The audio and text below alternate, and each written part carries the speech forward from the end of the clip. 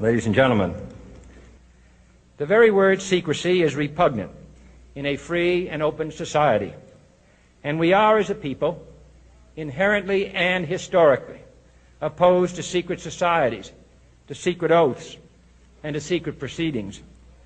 We decided long ago that the dangers of excessive and unwarranted concealment of pertinent facts far outweighed the dangers which are cited to justify it.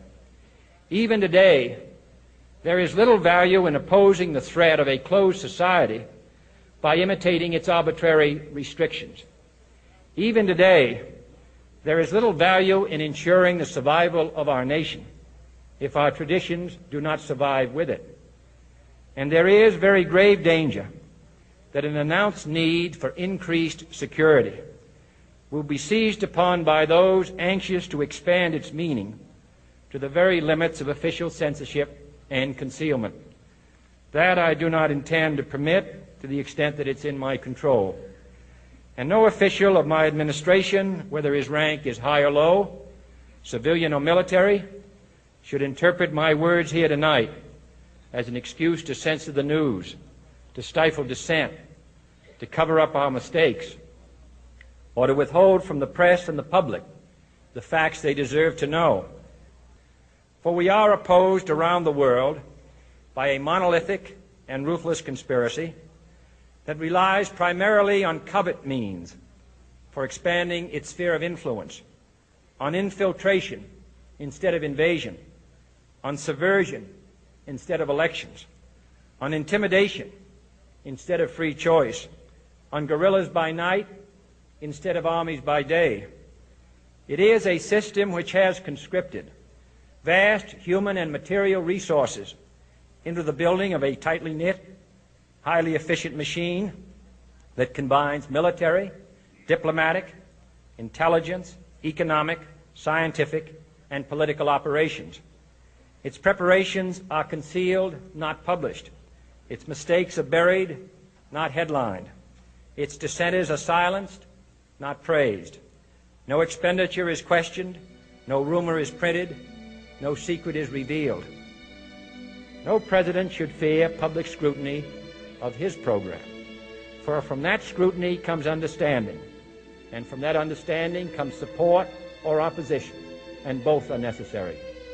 I am not asking your newspapers to support an administration, but I am asking your help in the tremendous task of informing and alerting the American people. For I have complete confidence